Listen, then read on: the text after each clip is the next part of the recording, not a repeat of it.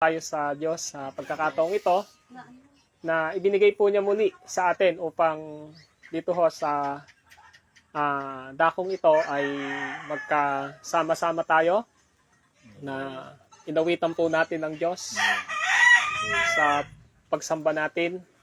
Nanalangin tayo at ngayon naman po ay pupunta tayo sa pinaka puso o sentro ng ating gawain ngayon. Amen. Ang pagpapaliwanag ng salita ng Diyos na dapat po nating pakinggan upang malaman po natin ang ganap at siguradong salita ng Diyos mula po sa Biblia o mula po sa Scripture.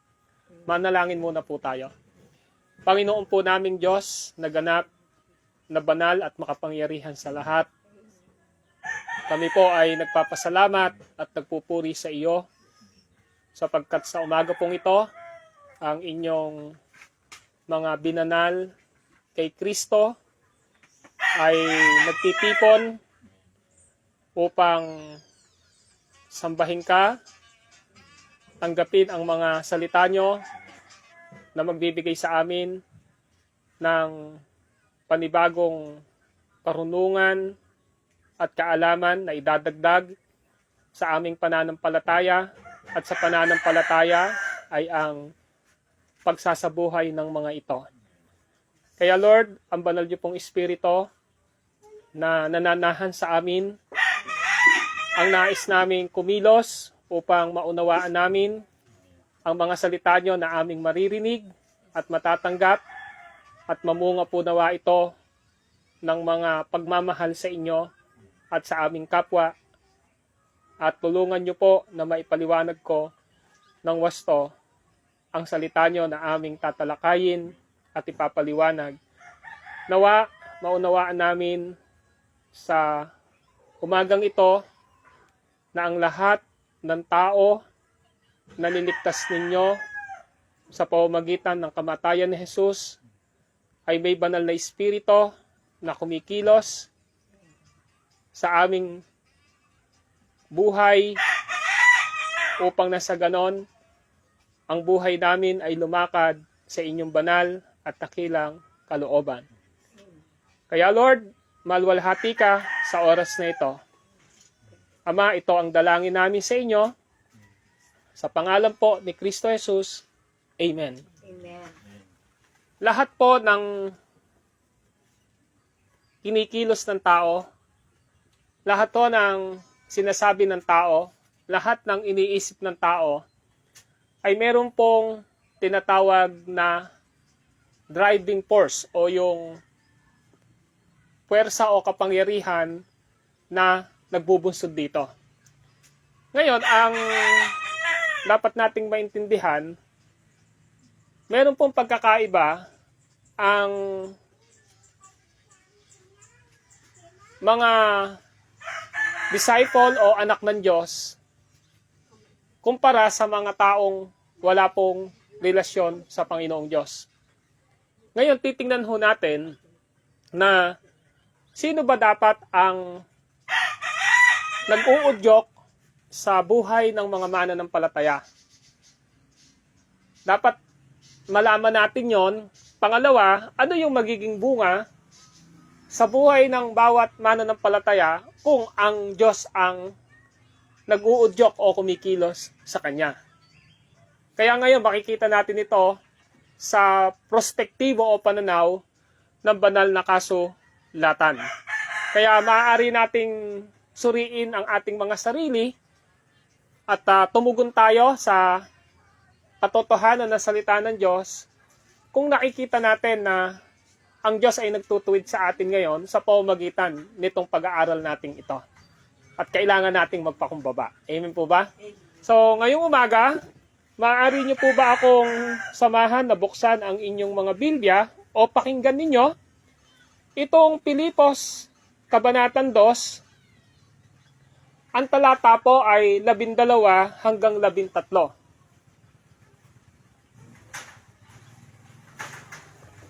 Pilipos, Kabanatang 2. Ang talata ay 12 hanggang 13. Ganito po ang sabi ng salita ng Diyos. Kaya nga, mga minamahal, tulad ng inyong buong pusong pagsunod, noong ako'y kasama pa ninyo, lalo kayong maging masunurin ngayong ako'y malayo sa inyo.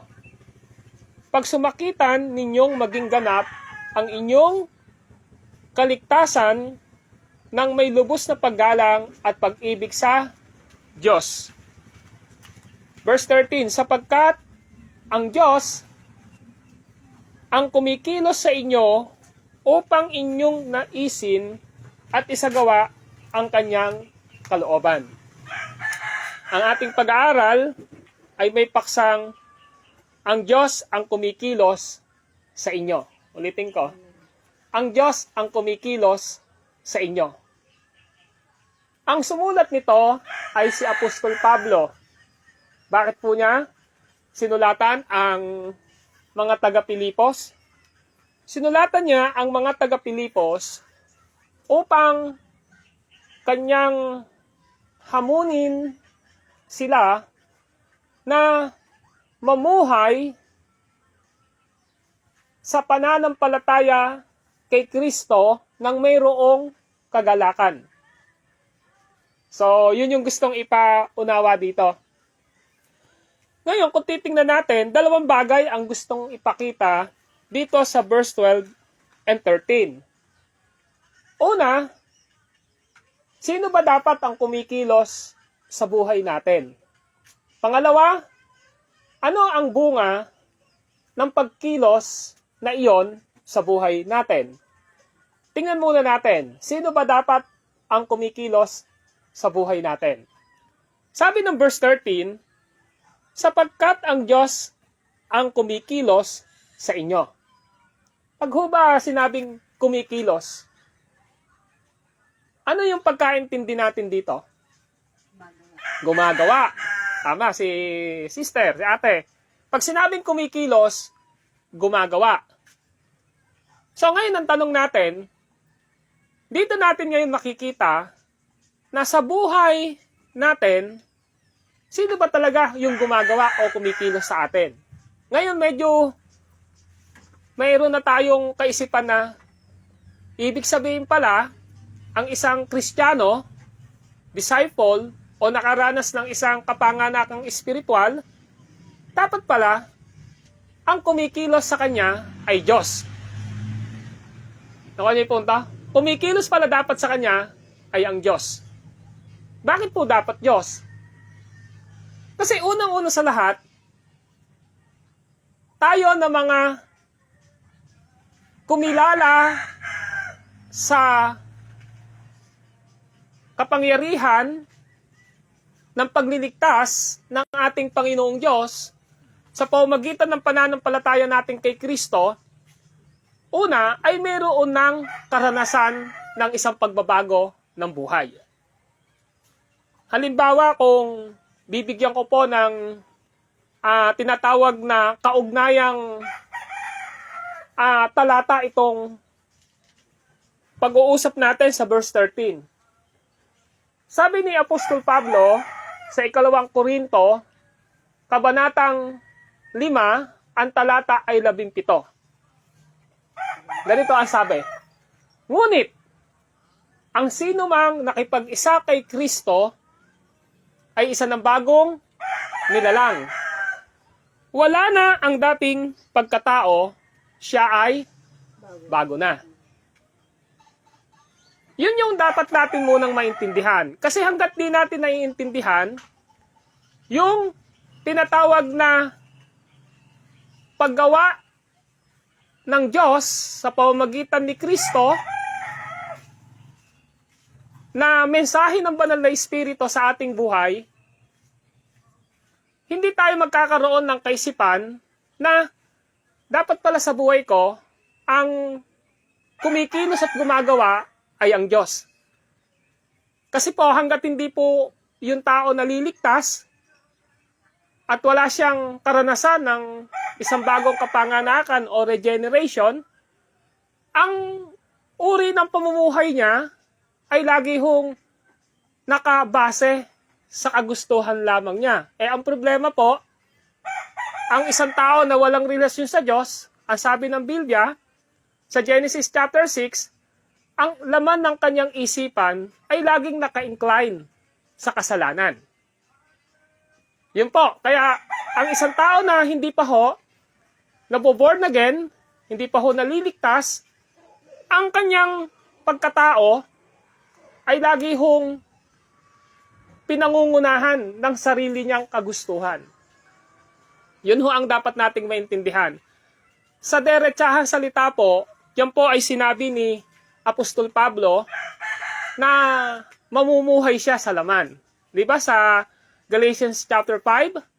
Di po ba may nakalagay doon, verse 18 hanggang sumunod na mga talata, hindi maikakaila ang gawa ng mga laman.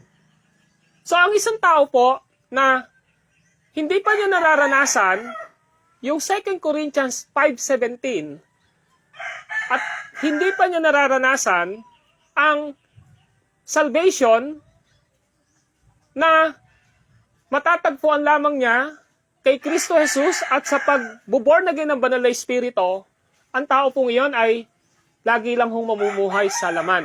Kaya ang sabi ng Galatians chapter 5 verse 18, hindi maikakaila ang gawa ng mga laman. Lahat po lagay po doon yung mga adjectives, yung pagsasalarawan ng isang taong wala pang karanasan ng bagong kapanganakan, born again experience. Nakalagay ho doon Hindi maikakaila ang gawa ng laman. Pangangalo niya, di ba, pakikiapid, lahat po, pagpatay, lahat nakadefine po doon. Bakit po yung tao na walang relasyon sa Diyos, ganun po yung kanyang kalagayan.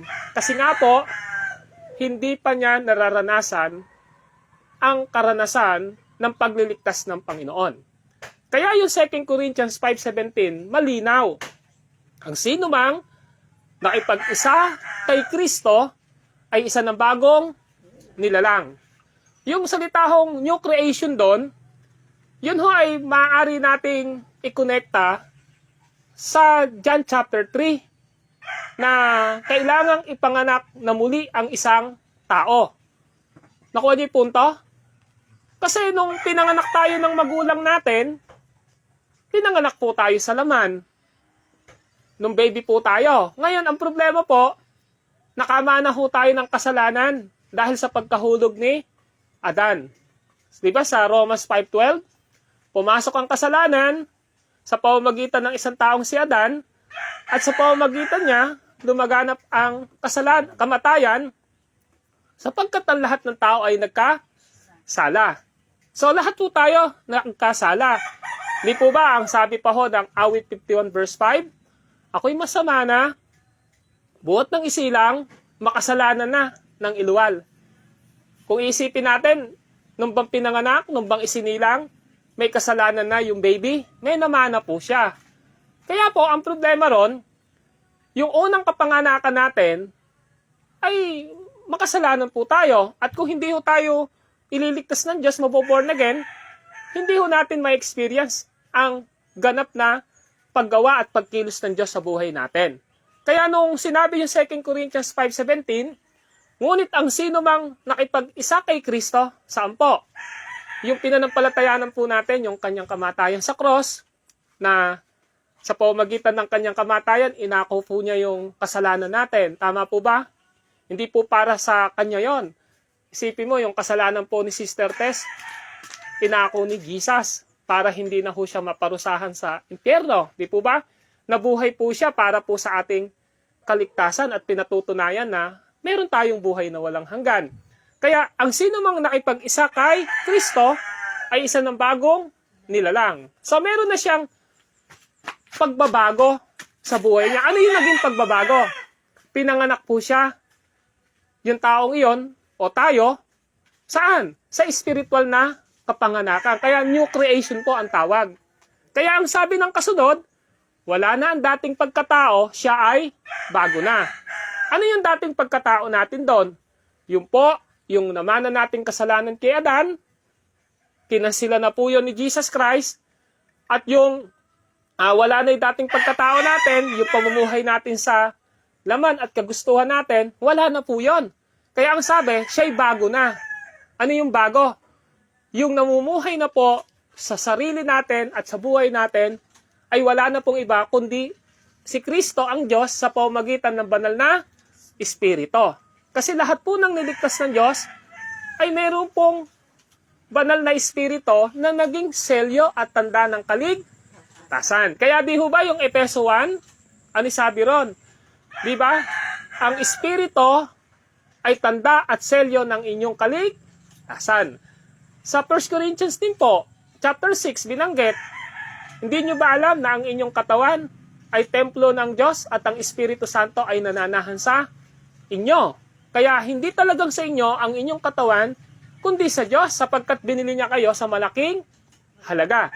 So, ibig sabihin, malinaw dapat sa atin na naranasan natin muna ang bagong nilalang. Naranasan muna natin dapat ang pagbo-born again ng banal na Espiritu at naranasan natin yung totoong pagsampalataya natin kay Jesus na totoong sinuko natin sa kanyang buhay natin.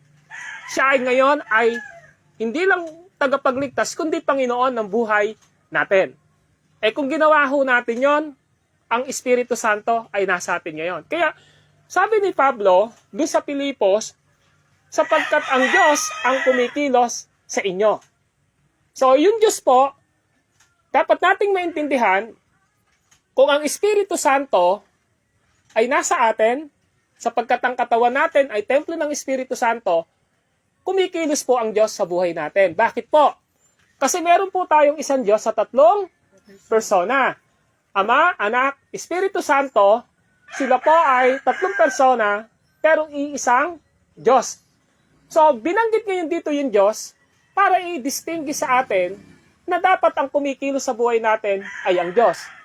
Pero dahil nga po, ang Espiritu Santo ay nasa atin, ang Diyos po ang kumikilos sa atin. Kaya ang sabi, sapagkat ang Diyos ang kumikilos sa inyo. Ngayon, ang tanong natin ay ito. Kung kumikilos ang Diyos sa buhay natin, sa pamamagitan ng Espiritu Santo, ano dapat ang magiging bunga nito?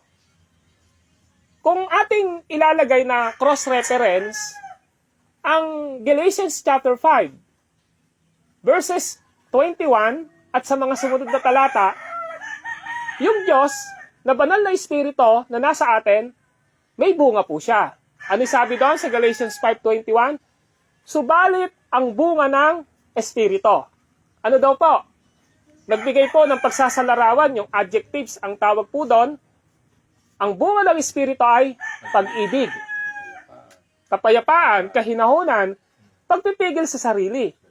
Pero alam niyo po ba, isa lang po talaga ang bunga ng Espiritu Santo. Yung pong lahat ng binanggit doon na kahinahunan, di ba? Katyagaan, yun po ay bunga po yon ng pag-ibig. Kaya ang isang tao na kumikilos ang Diyos sa kanyang buhay sa pamamagitan ng banal na Espiritu at sa pamamagitan ng pananampalataya natin kay Kristo na ganap na pinanampalatayanan natin at sa pamamagitan ng kanyang salita. Diyan po sa Biblia, sa Scripture, na nasa ating isip at puso, nagbubunga po yan. At anong bunga niyan? Pag-ibig po. Di ba sabi ni Jesus Christ po sa Matthew 22, napakalinaw po dun Ang sabi ho ni Jesus, nung tinanong siya ng dalubhasa sa kautusan, ang sabi sa kanya, Guro, alin po ba ang pinakamahalagang utos? Di po ba? Pero sumagot si Jesus Christ, ang sabi niya, ibigin mo ang Panginoon mong Diyos ng buong puso, ng buong lakas, at ng buong kaluluwa. Ito ang pinakamahalagang utos.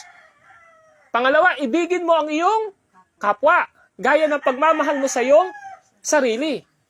So yung pag-ibig po, yun po yung magiging bunga ng isang bagong kapanganakan natin at pananampalataya kay Kristo na totoo na kumikilos ang Diyos sa buhay natin.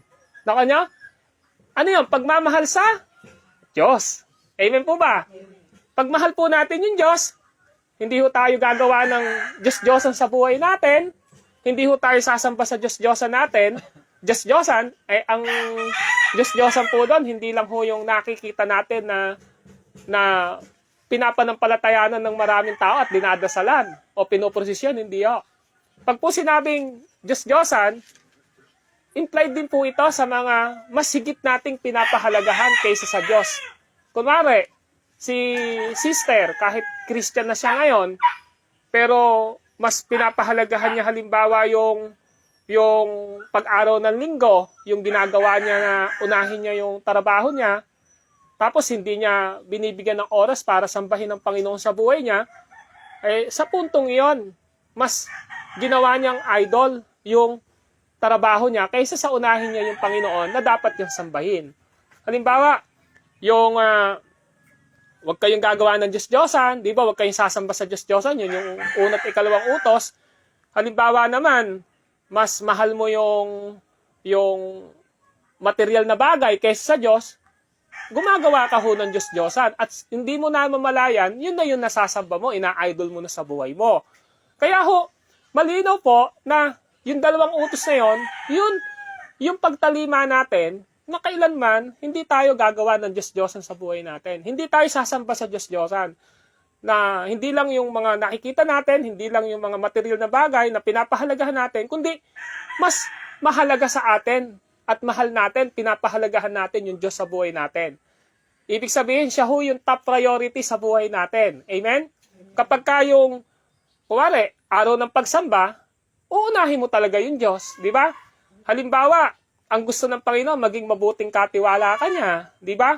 Na, halimbawa lang, ito, simple lang ito, naniniwala tayo sa pagiging mabuting katiwala natin, pinagpala ka ng Diyos, pero hindi mo siya binabalikan ng ikapo o handog, yun po ay isang pagpapakita na hindi mo siya sinusunod, hindi mo siya mahal. Ang lahat po ng gagawin natin, mga kapatid, ay bunga po ito ng gawa ng Diyos dapat sa buhay natin. Kasi kapag ang ginawa natin, yung kilos ng Diyos, sinunod po natin sa buhay natin, mga kapatid, hindi ho tayo magkakamali sa pamamagitan ng kanyang salita. Kaya ho tayo nagkakamali minsan kasi ang nasusunod po yung gusto ng sarili lang ho natin. Kaya yun po yung pinapakita ng Biblia. Kaya kapag ang Diyos ay kumikilos sa buhay natin, ang magiging bunga ng banal na espiritu sa buhay natin ay pagmamahal sa Diyos at sa ating kapwa. Kaya sabi ron sa Pilipos chapter 2, sapagkat ang Diyos ang kumikilos sa inyo, anis karugtong po, upang inyong naisin at isagawa ang kanyang kalooban. Mahalaga po yung salitang kalooban. Kalooban. Meron pong nakalagay na kalooban. Pag po sinabi natin kalooban, ito yung will, yung gusto po natin. Di ba? Ang ibig po sabihin ng kalooban, ito yung ginugusto ng isang tao. Yon, kalooban. Ito yung nakalagay sa kanyang puso na inuudyok kung bakit niya ginagawa yung isang bagay. Nakuha niyo punto? Pero, sabi ng ating talata, hindi yung kalooban natin dapat ang nasusunod. Malinaw po yun eh. Sabi ho rito, upang inyong naisin. Ano ibig sabihin ba ng naisin? Gustuhin, di ho ba? Hindi lang basta naisin eh. Ang sabi po, isagawa. Alin? Ang kanyang kalooban. So, ang gusto ng Diyos, yung kalooban niya, yun yung ninanais natin. Yung kalooban niya, na nilagay niyang nanaisin natin, yun yung isasagawa natin. Ngayon, ang tanong ko, meron po bang nanaisin ang Diyos sa atin na gawin natin yung mali at kasalanan? Sagot po kayo. Gusto po ba ng Diyos yun? Hindi po. Ibig sabihin, yung kalooban ng Diyos, dalisay at ganap. Halimbawa lang po yung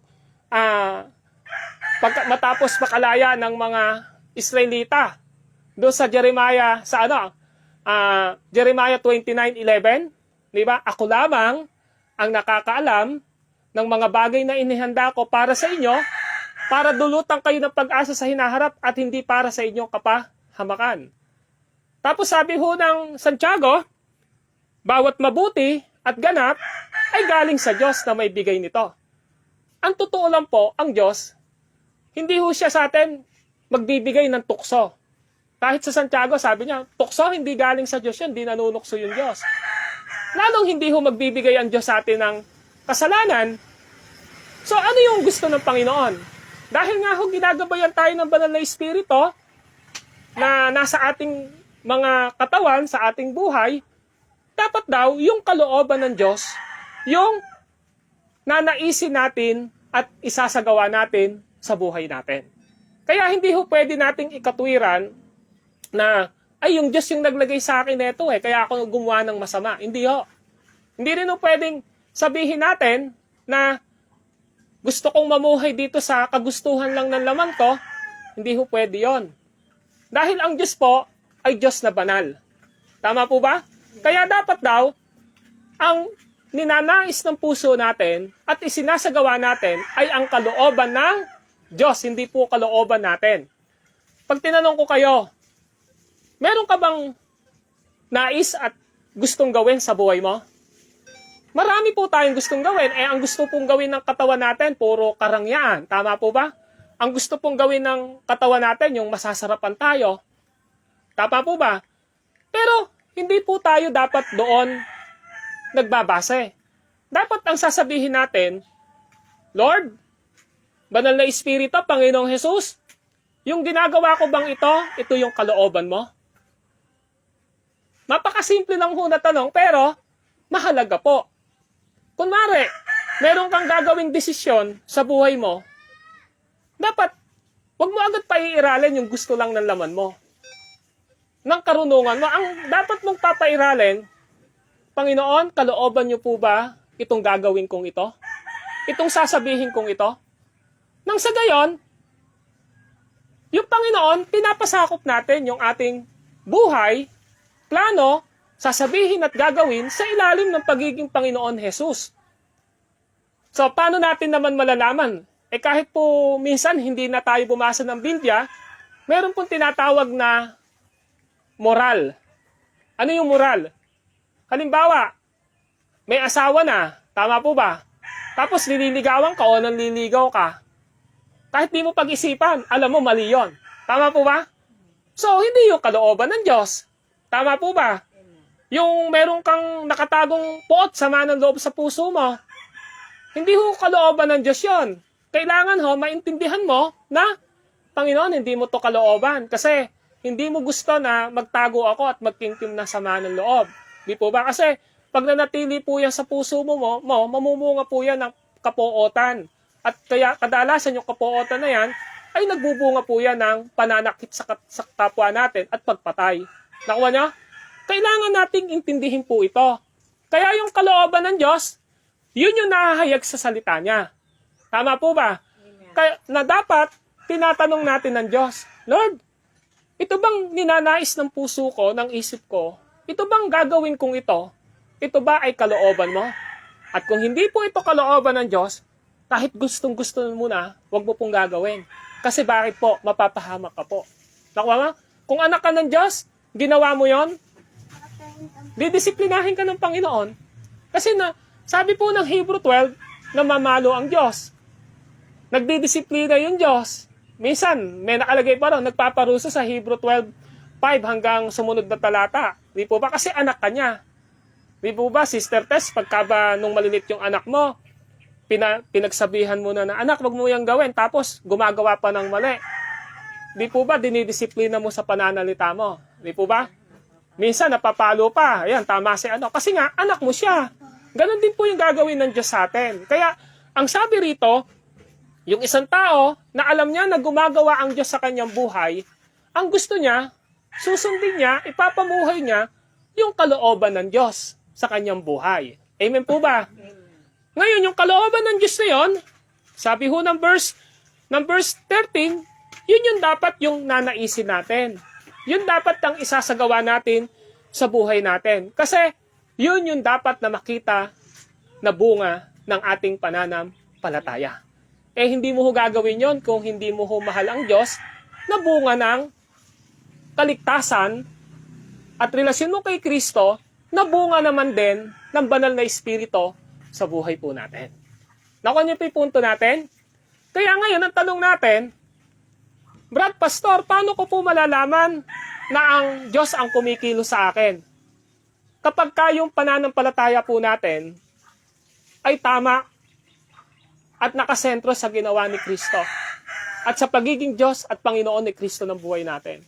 At kapag ang salita ng Diyos na inilalagay ng Lord sa isip at puso natin na pinag-aaralan natin, naririnig natin sa ating mga gawaing katulad ng ganito, ay pinapahintulutan natin at hinahayaan natin na maipamuhay natin ito sa kapangyarihan ng gawa ng banal na Espiritu. So yun ang ibig sabihin po.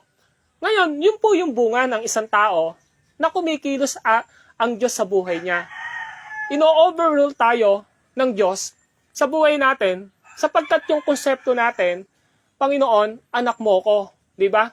Binago mo na ako.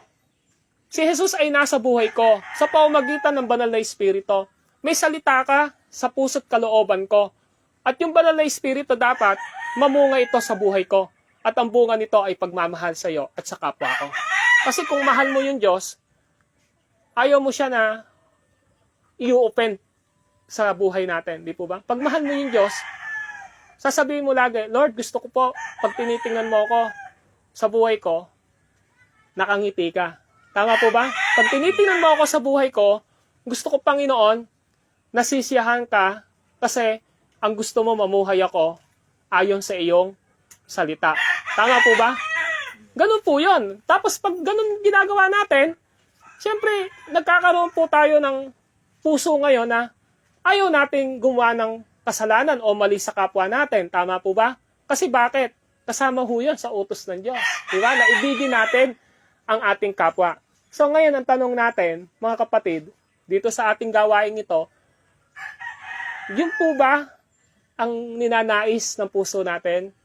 Na laging ang Diyos ang hahayaan natin kumilos sa buhay natin. Dahil alam natin na Lord, yung kalooban mo, sa pamamagitan ng iyong mga salita at kilos ng Banal na Espiritu, yun yung mas alam ko sa buhay ko at wala nang iba na magiging maayos ang aking pamumuhay. Dahil yung kalooban mo, yun ang inilalagay mo sa puso ko na dapat kong nasisin at isagawa sa buhay ko. Yun po yung dapat makita sa atin. Kung meron man po kayong nakakasama sa tahanan ninyo na hindi pa po mananampalataya, nakakasama ho ninyo sa trabaho ninyo o mga kapitbahay natin, di po ba? Yun yung pinakadahilan kung bakit po hindi nila minsan maintindihan yung katatayuan natin. Pero dapat pa rin po natin sila naunawain at ipanalangin na sana dumating yung punto na ang Diyos din ay kahabagan sila upang maranasan nila ang isang bagong kapanganakan ng isang bagong nilalang na dahil gumawa ang Banal na Espiritu upang dalahin sila sa cross at kamatayan at pagkabuhay ni Kristo. Amen po ba? Amen. So yun ang ibig sabihin. Kaya nakita natin na sino ba ang gumagawa sa buhay natin? Ang sagot ay ang Diyos, si Kristo, sa pamamagitan ng Banal na Espiritu at ng kanyang mga salita. Tama po ba? At ano yung bunga dapat nito sa buhay natin? Pagmamahal sa Diyos at pagmamahal sa kapwa na lagi po nating isinasagawa sa ating mga buhay. Amen?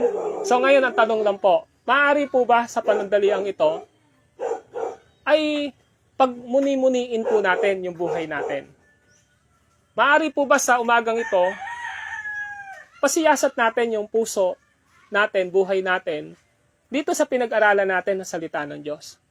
At kung may makita po tayo na, Lord, lagi kang na-open sa pamumuhay ko dahil sa kasalanan ito, sa mga mali kong nagagawang ito, Panginoon, pwede po ba yung buhay kong ito, pagtagumpayin niyo po ako dito? Willing po ang Lord. Kung mas willing po kayo, mas gusto po ng Panginoon na may maging pagbabago sa buhay natin. Kasi hindi naman po natin kayang baguhin yung sarili natin eh. Wala ho, hindi ho natin kayang baguhin ito. Ang meron lang ho kakayanang bumago nito si Kristo, ang banal na Espiritu at ang salita ng Diyos. Kaya kayo lang naman po ang nakakaalam kung ano yung uri ng buhay natin, privately and publicly, kayo lang naman po ang nakakaalam nun. Between you and God. Siguro, yung mga kasama nyo po dito na members ng family ninyo, baka nakikita din po yon. Di po ba? Dapat po maintindihan natin na ang salita ng Diyos na ito, hindi lang basta ho pinarinig sa atin, kundi ang gusto niya, magsiyasat din po tayo sa sarili natin. At kung may nakikita po tayo ngayon na tinutwid tayo ng Panginoong Diyos dito sa salita niya, hindi ko po dahil gusto ko, wala po karapatan sa inyo na husgahan kayo at baguhin po ang buhay nyo. Ang Diyos lang po at ang salita ng Panginoon at banal na Espiritu. Siguro ito po yung time para kausapin mo yung Diyos. Pwede po ba natin gawin yon? Pumikit po tayo sandali. Bibigyan ko po kayo ng ilang minuto o segundo. Kausapin niyo pa lang po yung Lord. Lord, kahapon, kanina, sa nakarang araw, yung buhay ko hindi naging karapat-dapat sa iyong harapan. Ibig ko sabihin, hindi karapat-dapat, meron po akong maling nagawa sa iyo bilang anak mo. Maaari po ba natin gawin yon? Sige, pumikit po tayo at kausapin natin ang ating Panginoong Diyos. Sabihin natin sa Kanya yung gusto nating sabihin. At pag sinabi natin, mararanasan natin ang kapangyarihan ng banal na Espiritu at ng ating Panginoong Hesus at salita niya sa buhay po nating lahat. Sige po, gawin po natin yon. Yes, Lord. Hallelujah.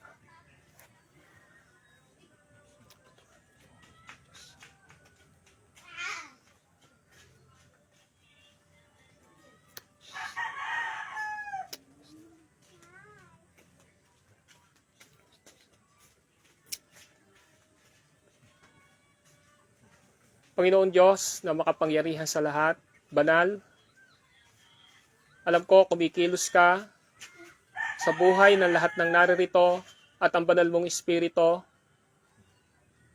ay malayang nangungusap sa aming kaisipan at kalooban.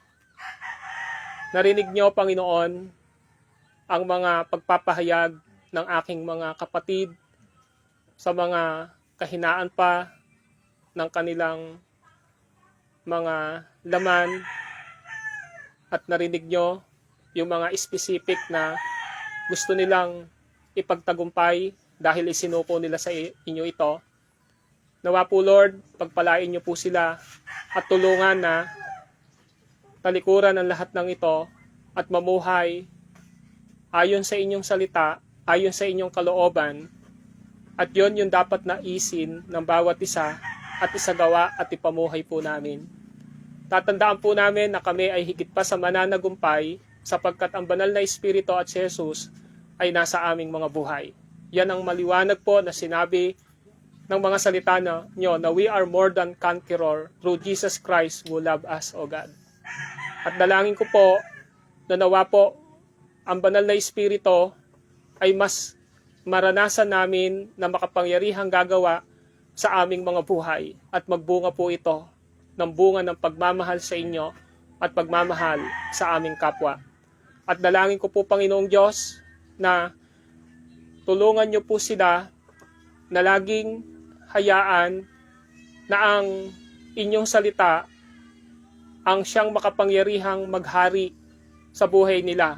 Sapagkat kapag ang salita niyo ang naghahari sa buhay namin, sinasabi din namin na si Jesucristo ay Panginoon at naghahari sa aming buhay sa pamamagitan ng kanyang banal na Espiritu. Kaya Lord, maraming salamat at magbunga po nawa ito ngayon ng buhay namin na lalakad sa inyong gusto at kalooban sa buhay namin. Hindi lamang basta kami naging isang mananampalataya, kundi nais nyo rin pong gamitin ang aming mga buhay. Panginoon, nawa po ang pagmamahal ni Jesus, ang kanyang kamatayan sa cross, ang kanyang pagkabuhay sa cross, ay ibahagi din po namin, Panginoon, sa mga mahal namin sa buhay, sa mga kaibigan, sa kapitbahayan, sa lahat ng nakakasama, sapagkat ito ang pinakamahalagang pagpapahayag ng aming pagmamahal sa kanila na malaman nila ang katotohanan patungkol sa Ebanghelyo ng aming Panginoong Hesus. Lord, pinagkakatiwala ko sa inyo ang lahat ng salita nyo na naitanim, na ilagay sa isip at puso ng bawat isa, at pinagkakatiwala ko po sa inyo ang magiging bunga nito sa buhay naming lahat na nag-aral ng inyo pong mga salita. Sa bandang huli, wala po ang kapurihan sa amin, kundi ibabalik namin ang lahat para sa inyo lamang, Panginoong Diyos, sa pamamagitan ni Kristo Jesus, na aming tagapagligtas at Panginoon ng aming mga buhay. Lahat tayo ay magsabi ng Amen and Amen. Amen. Praise God.